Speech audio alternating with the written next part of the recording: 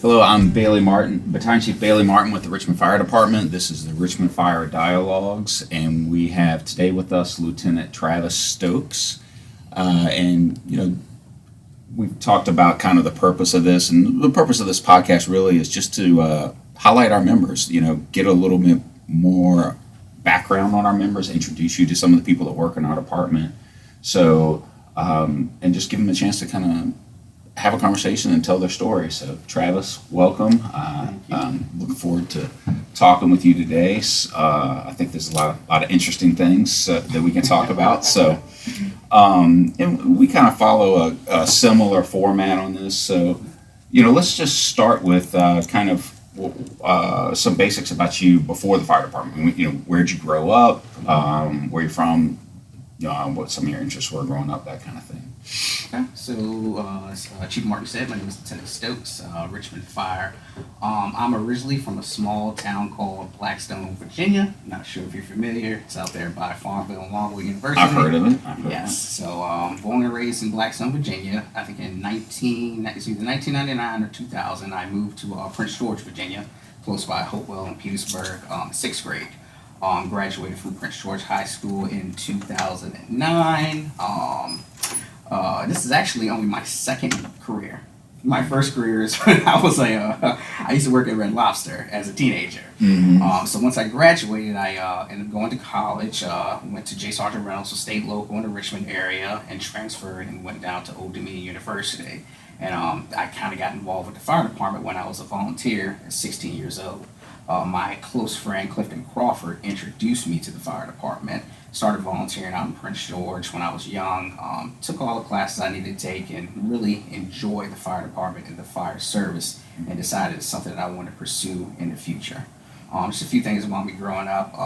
Really big into fishing, big into hunting, and also big into weightlifting and reading as well. So it's kind of a few of my hobbies over a course of different things. Cool. So what did you study at Old Dominion? What was your major? At Old Dominion, I studied health sciences. So I was there from 2013 to 2015.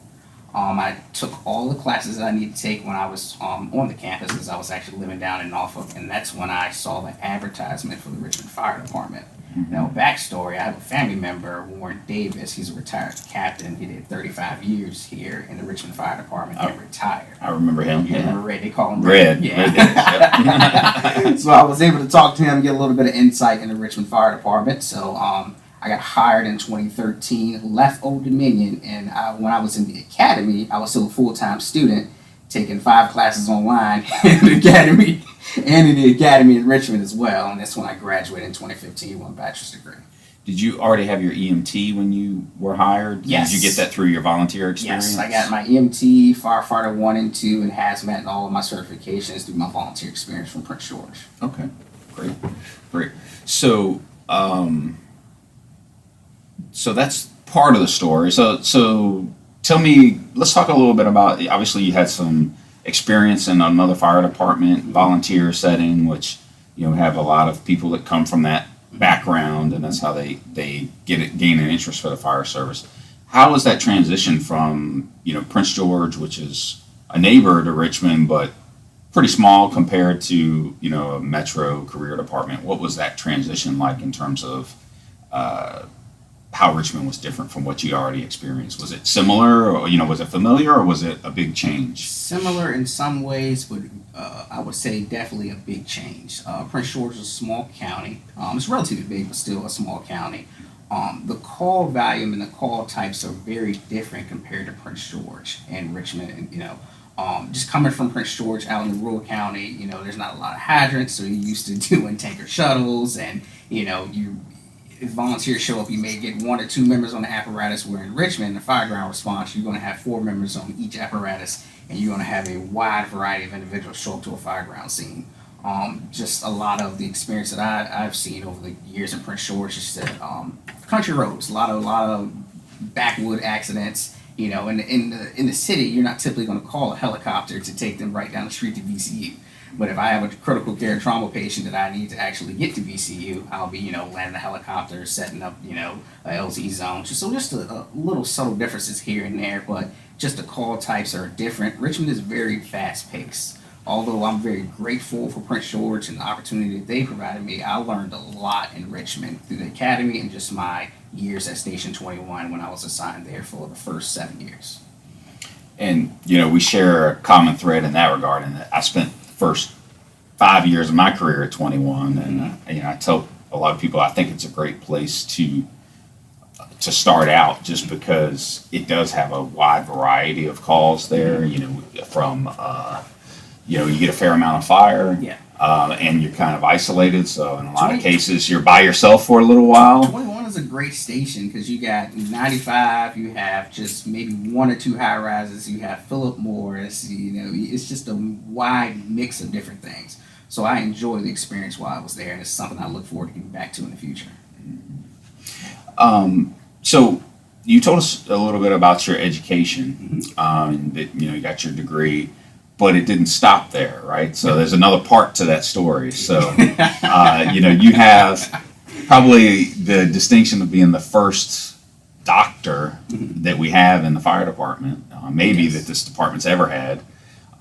So talk a little bit about that. What that process was like for you. What made you decide to pursue that? And So I'll give you the backstory and why I pursued the highest level education possible. So my grandmother, rest her soul, she passed away a few years ago from cancer. She was born and raised in Montgomery, Alabama, Nora White, and she always encouraged me to go to the fullest. And when I say go to the fullest, I mean to really expand your education based on the opportunities that she didn't have growing up.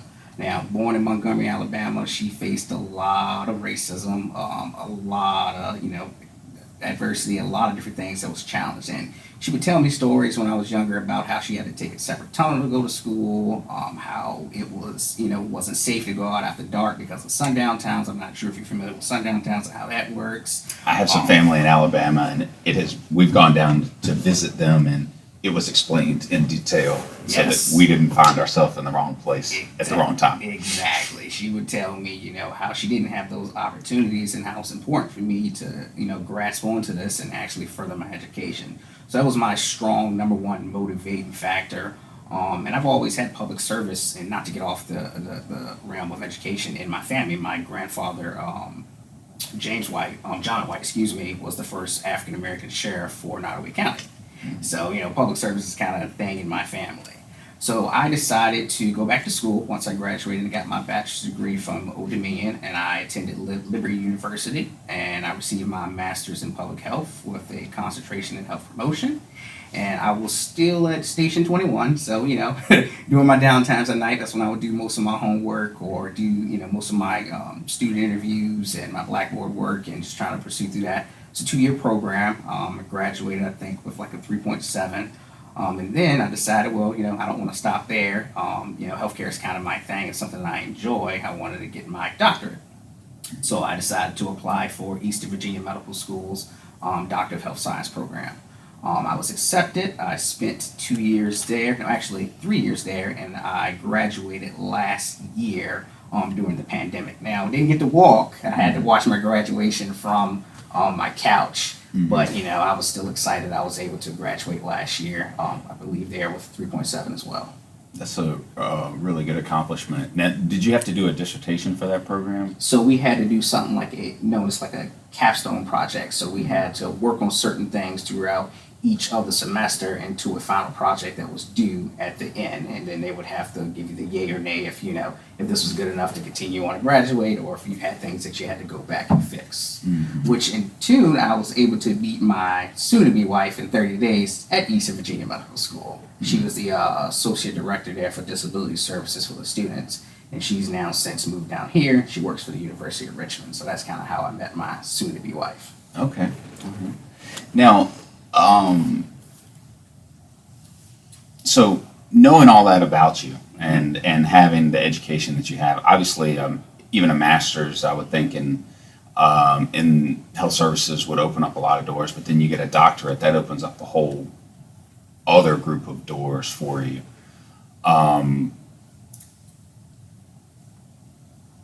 I guess one of the questions will be like, what has motivated you to stay here, with knowing that there's so many other opportunities in that realm that you could pursue now that you have education? That's a common question, and I think that's something that you and I always talk about. It's the people and the job. I absolutely love what I do.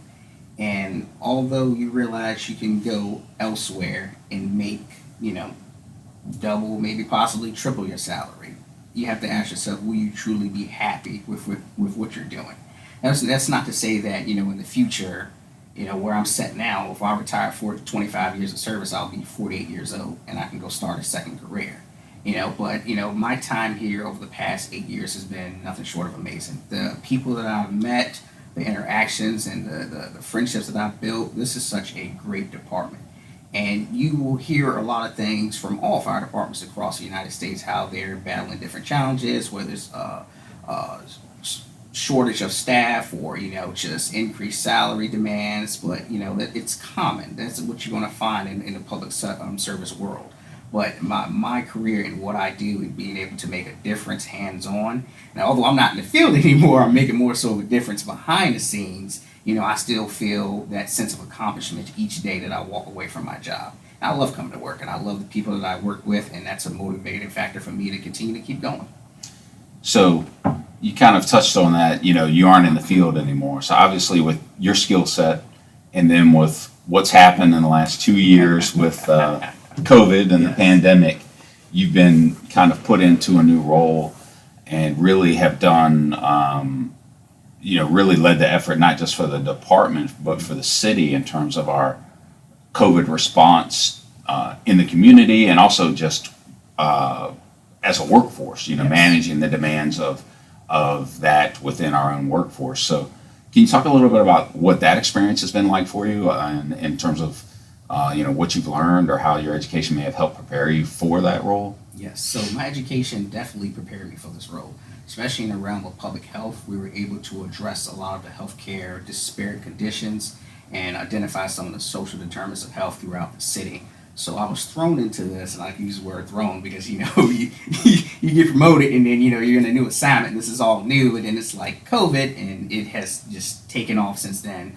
So Governor Northam wanted someone to lead the Health Equity Task Force through Virginia Department of Emergency Management at Richmond, and I was able to lead that. And we were able to distribute roughly over 100,000 masks and bottles of hand sanitizer, educational materials, and actually go out into the neighborhoods and deliver these resources. Now, sometimes we see that, you know, individuals are living in certain conditions, and we may say, well, they choose to live that way. And in most terms, that's not the case. Based on history, based on redlining, based on a wide variety of different things, people need the opportunities and they need the resources in order to advance, in whether it be their personal life or with those around them. So, in terms of, I will give you an example of saying that, hey, you know, someone, you know, they're experiencing just, I guess, determinants of health, and I say determinants of health, or if they may have, you know, high blood pressure or diabetes or cardiovascular disease, and you look at their eating habits and you say, okay, well, what's the closest location where they can go and actually get access to quality foods? You know, you got a McDonald's and a KFC on every corner, but you may not have a Whole Foods right here or Food Line or Walmart where you can get quality foods to help improve your outcome. Even a real grocery store. Yep, even a real grocery store. So that impacts a lot of the communities and the social health outcomes that we see. So just doing that and starting that off for Governor Ralph Northam, we then progressed into RVA 311. It's a system platform that I'm the administrator of, and I was able to run, and we were able to set up an interactive map where it allows us to place resources such as masks, hand sanitizers, and COVID educational materials across the entire city of Richmond. So anyone can log on, they can look at the map and say, hey, this location is close to me.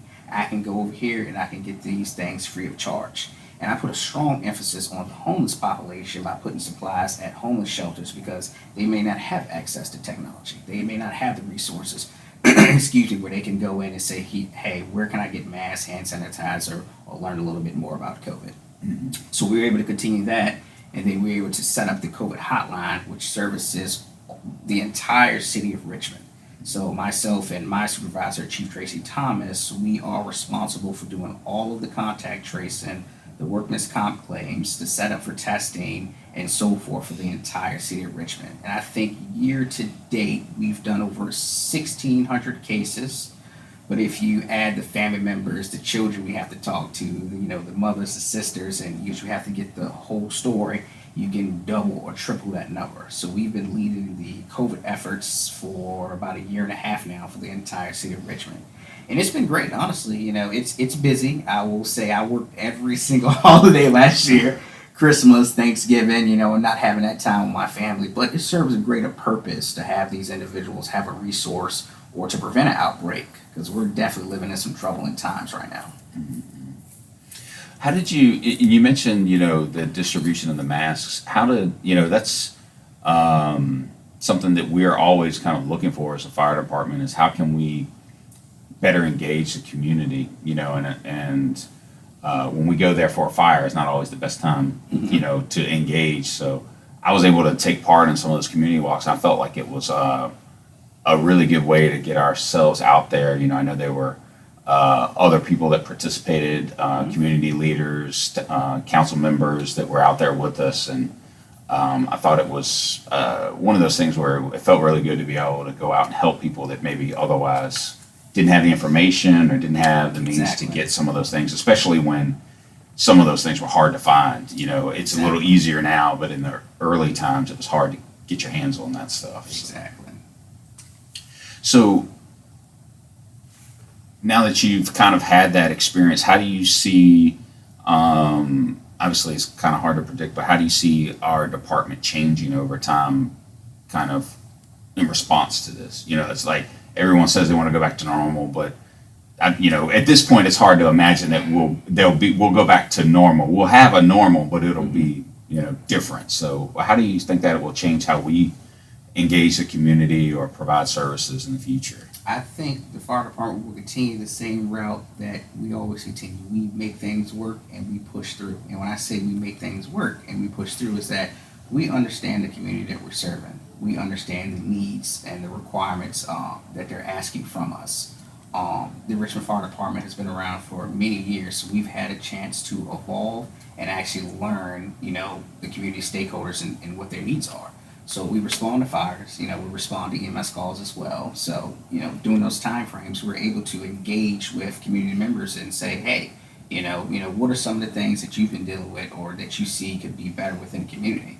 And then we take that information and we funnel it up the chain and we work together collaboratively as a team and see what can we do to improve the community outcomes. One of my biggest things is that, sometimes, I don't want to say we get complacent, but we respond to calls and, we're there to help in that realm and fix the problem. But I like to educate my patients on how can you, move forward and prevent this problem in the future.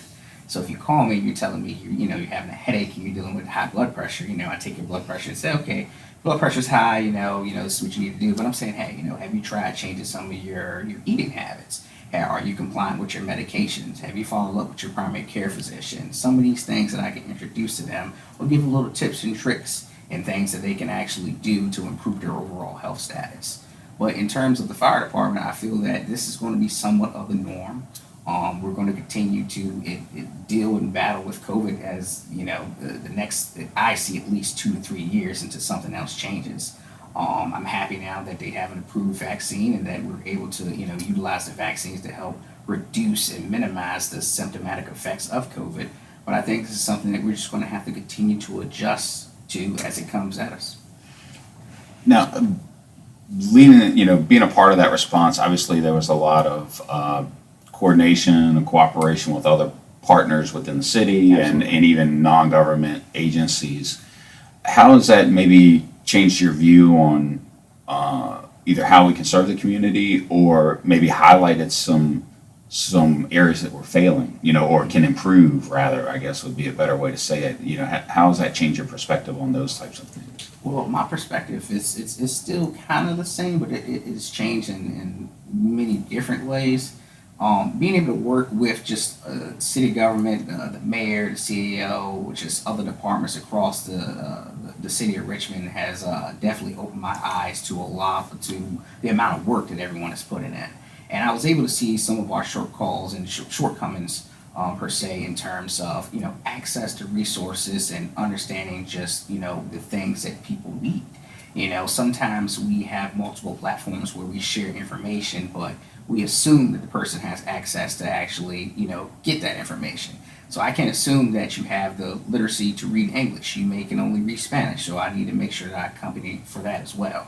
Or I assume that you can read at all, and that may be a situation where we're putting all this information out and we're flooding different, whether it be the news channel or whether it be social media, whether it be through email or whether it be through community gatherings. We really have to engage the community and understand the needs, so we can not just address one population, but we can address and identify all the issues for the entire population. So that's kind of how my perspective has changed as far as working with city government. Mm-hmm. And I think that's, we are a city that still fights a lot of fire, and and that's obviously something that sets us apart, or is a big difference from some of the other jurisdictions around us. But I do think that all those things contribute to why we fight so much fire. Mm-hmm. When you look at the high poverty levels in our city, Mm-hmm. and education, language barriers, Yes. Cultural barriers, Absolutely. and how they perceive the fire department, which can often prevent us from getting our message out. Which is, I'll go back to when you were talking about 21, and we would go to mostly like Rudge Trailer Park, and it was a high Hispanic community, and sometimes they were fearful, of seeing us come in there because they didn't understand. But we had to make our presence known and understand that, hey, we're here to help. We still offer free smoke detectors and educational materials to help prevent fires. So a lot of things that we see that happen, some of them are preventable and then some are not. Mm-hmm. But if you put a strong emphasis on educating the public on certain things that they can do to help prevent fires, to help prevent, morbidity and mortality, we will see the community continue to improve in the right level that we want it to. Because although we love our job, we love going to fires, we love going to, the most exciting things, at the end of the day, I don't want to see anyone's house burned down, and I don't want to see anyone killed or injured, especially our members. Yeah, and I think that's one change that we have to kind of, and I have been encouraged by participating in some of the canvassing that we've been doing over the last few months as a department, going out and knocking on doors, which we used to do more in the past. And I think that fire prevention is not just fire prevention's job. I think that's we have to understand that the people on the street, those people in the companies, are really the face of our organization. Because they're the ones that they see at the store every day or out at the community events, and it really just becoming familiar. Developing those relationships, I think is part of that fire prevention, because by developing those relationships, that lets you build the trust that Exactly. lets people, want to let you in, or want to find out what you're doing, or find out, come to you when they have problems, Exactly. that their house isn't on fire, other things where they may need help or advice. So, Absolutely. So let me ask you this question, Chief Sure. Martin. So you have, quite a few years on me, age and time in the department, but, are you interviewing me right now? Yeah, I Is am. this supposed to, yeah, no, I was supposed to you interview me, but I all have right, a go question ahead. for you. All because right, we have a good I'll allow a personal question. friendship. So since you were just a firefighter to you becoming a battalion chief, how have you seen the department change in terms of outreach in the community and just in general? Well, honestly, I think that it has been a change. I feel like as a department right now, we have a great opportunity. Mhm. And the reason I say that is when I came in, we were, I think, a more seasoned fire department. Mhm. You had a lot of people that had 15, 20, 30 or more years. The drop hadn't started yet, so people, I think, stayed longer because there was no kind of end in sight. Where once the drop started, then people started to plan to leave more, and people kind of moved out more. So I think at that, it's taken a while for that to kind of play out, but I think because of that, there were a lot of people that kind of stagnant, Yes. set in their ways, Mhm. and kind of this is the way we've always done it. So anytime we try to change anything or do something different, there's some resistance to that. Outside, great firefighters love to do the job and work, hard workers in that regard, and there's some great things about that, but with the experience that they have. But also, I see now that we have just a lot of bright young people that have a love for the job, want to do the job well, want to learn, and we're younger, we have energy that I think if we harness can really improve how we can start to look at other ways to evolve as a department. Absolutely. And kind of move forward as an organization. So I think that the youth part that we have, I think has changed. I'm really encouraged by a lot of our young firefighters and some of the things they're trying to accomplish. And we had we were doing some recruitment recently, and had a firefighter that and I wasn't there. I just was told this by someone that was there. But we were doing some recruiting, and we're always trying to reach out. And it was they were having a job fair there in Southside, and this firefighter can speak Spanish. He's not Latino, but he's fluent in Spanish. And once people realized that he had that skill and he was a firefighter, he was almost like overwhelmed with questions, because it was like we had this language barrier, and now we understand that someone has taken the time to learn our language. Exactly. and is interested in us, and things like that to me are kind of a sign that we have some talent in this organization that I think we can leverage and really start to look at things differently and offer some different services or reach people that we haven't reached in the past. So I think I'm optimistic about that. It is some crazy times right now. Yeah. So it is. It's hard to. I think between COVID and just everything that we've been experienced, our people, I think are great. We have. I love our people, and that's one of the things that motivated me to do this podcast was to kind of highlight the great people that we have. And but we have been going through a lot. We've had an increased amount of demands on us in a job perspective. Because we have been helping support. You're leading the effort, but we've been helping support the COVID effort in a lot of other ways, like the community walks and some of those things, amid some uptick in what I would call critical incidents. Yes. We've had more. Had a busy fire season this year. Unfortunately, we've had more fire deaths this year, and some other just kind of unusual incidents. And with the shortage, I think we've been working more overtime. There's more stress. And there's more stress from the outside world as well. But we've kind of made it all through that, and we're still doing our job, and people still love the job, even though I think there's a little tired sometimes. But everybody's there right now. It's a mental challenge right now, and I think it's trying times, but we're continuing to meet our mission and help the citizens of Richmond. So that to me is really encouraging, and once we can get to that new normal or whatever we start to look like, level off with some of the outside influences, I think that the people that we have will really help put us in a position to move, and the experience that we've gained from all of this will help us move into maybe a higher level for our department. Absolutely.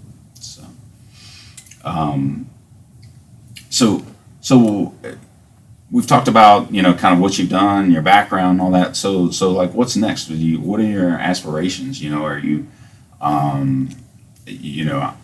looking for promotions, or are you looking to, I guess, just kind of what are some of your career goals going forward?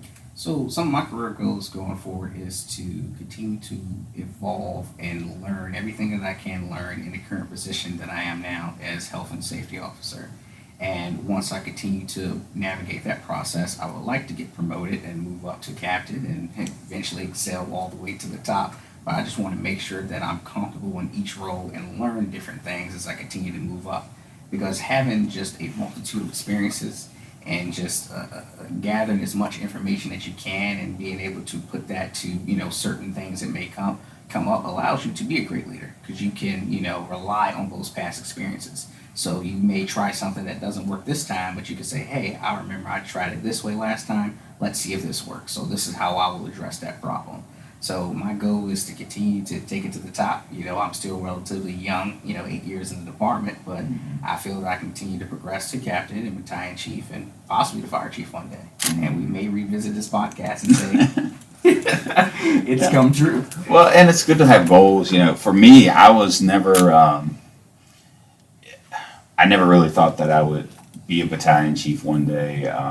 Coming in, I didn't have any experience with the fire department. I was someone that had never really considered it until it just kind of came along for me. But once I got here, I kind of felt like, all right, well, if I can be an officer one day, that would be cool. And then I was just able to have opportunities and develop myself to be able to get to this level. But for me, it was always more about like, how can I impact the organization? Yes. How can we get better? What we were talking about the future is, and with each level, I think you're wise to want to consider each level and gain as much experience as you can from each level of leadership, because there are different skills that you learn at each level along the way, and experiences that help prepare you for the next one. I think some people make the mistake sometimes of thinking too far ahead, I'm going to be a chief and start thinking like a chief when they're maybe just a lieutenant yet, Exactly. and they miss the lieutenant and the captain stuff, Exactly. which important. hurts them if they make it to the chief level, because now they haven't really put in the work to be a well-rounded battalion chief. So, but really, it was more about like, how can I have an impact? And with each level, you're able to have a little bit more influence over, a greater group of people, a larger group of people. As a company officer, it's just 4 people. As a captain, now you've got 15, a station worth. As a BC, now you've got 5 stations. Or if you're downtown, now you're able to have a seat at the table for some of the more strategic things, and some have a voice in the future of the organization, which is really where I'm interested in. How can we improve things from how we serve the community? How can we improve from a safety perspective to make sure that we're in and as much fire as we fight, we do a really good job with safety, I think. Because we do operate pretty safely, and most of our members take that seriously. So that's something we can hang our hat on, but you can always improve. But then also, how can we improve the member experience? Making sure that our members are able to have a lengthy, healthy career, but also a good retirement. A good life. Because I think that's one of the great benefits of this job is that it offers opportunities that you wouldn't normally have. I mean, it's a very fulfilling career, like you said, and your experiences, but it also is a career that can, for some people, can be life-changing, in terms of when you're talking about inequities and some of the barriers that people from different backgrounds have experienced.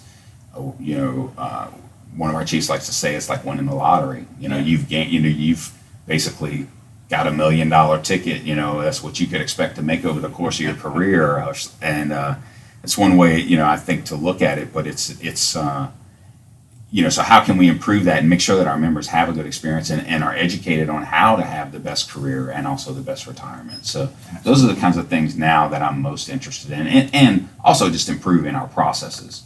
Our communication and how we becoming more efficient as an organization, which is always a challenge. Something we're always trying to improve on. And it is a challenge, but you got to have that open dialogue with your members. You got to be able to talk to people. One thing that I stand by, and I always will, and I told myself when I got promoted, is that you slap bars on me, I change the color of a shirt to a white shirt now, but at the same time, that doesn't necessarily mean I know everything. So I'm willing to have that open dialogue, because you can learn something from everyone. You can learn what not to do, you can learn what to do, And you can, things are constantly changing, so you're trying to stay on top of your game. You're trying to make sure that you have the latest information so you can deliver that out to whether it be to the field or to your, your peers and colleagues. But you want to make sure at the same time that you stay open-minded. My goal is to continue to stay open-minded and continue to learn, whether it be from the firefighter that just came in and said, hey, I want to teach you something new that that I've seen that I may have not experienced, or whether it be from the battalion chief that has 20, 30 plus years in. But at the same time, my goal is to, and I don't like to use the word master because I feel that, and I think we all feel, in this job you'll never just master anything and everything because it's constantly evolving. And when you get to that mindset of that level that you've mastered it, that's when you become a little dangerous, I'll be honest with you. Because there's always something to take away and learn each day that you come to work. So I just want to continue to stay grounded and, let my peers know that, if you come to me, I'll be there for you, I'll support you. And as much as I can teach you, you can teach me. And we can work together for a common goal to improve, whether it be our communication or educational aspect or things that we're trying to move toward in the future.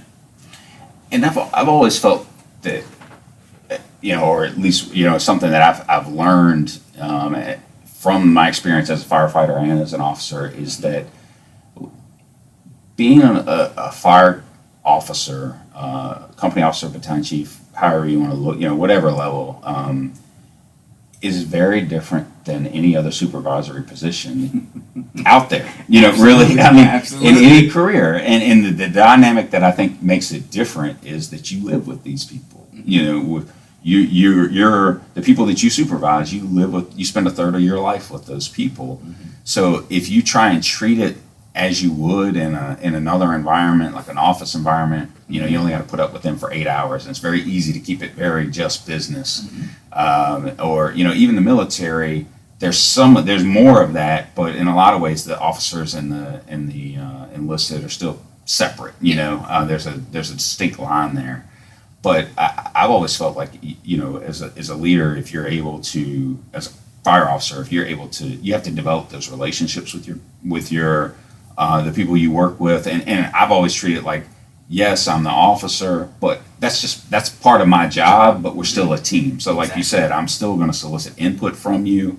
And there are certain times where there's no time for that. In emergency situations, you just have to make a decision. But even in some of those situations, there's room when I've been on some special ops teams where in a hazmat situation, or even a HTR, like a rope evolution where there is a little bit of time to kind of set your plan. I'm going to kind of solicit and get input because in the end they're the ones that are going to be working your plan, so you want to make sure that they're comfortable with it. But really developing those relationships even outside of training and your day-to-day stuff goes a long way in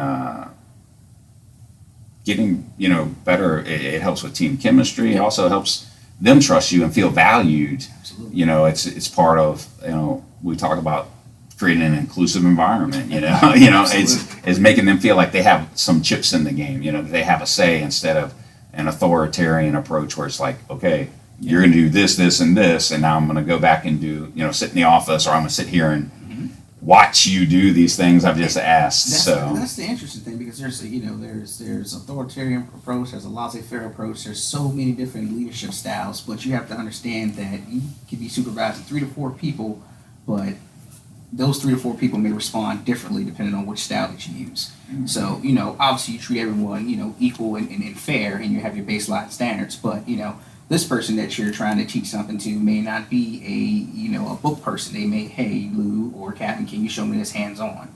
Or this person may deal with more of a softer approach because, they just feel that, dialogue is the corrective action, and talking it out, it can help them improve whatever issue or problem that they're facing. So just understanding people that, like you said, we live with these folks 24 hours. So, it's almost like your problems become their problems, and not even necessarily in a bad way. You get to know these people, and you build such a strong relationship. And I just think back to like my first year, and just with working with Omar Salim and Mike Palesi and Maurice Cullen and now Captain Cozy, and just the team dynamic. Everyone had their role. Everyone knew what they were strong at and what their weaknesses were. And I would play off of that and like for example, firefighter Alexi is very mechanically inclined.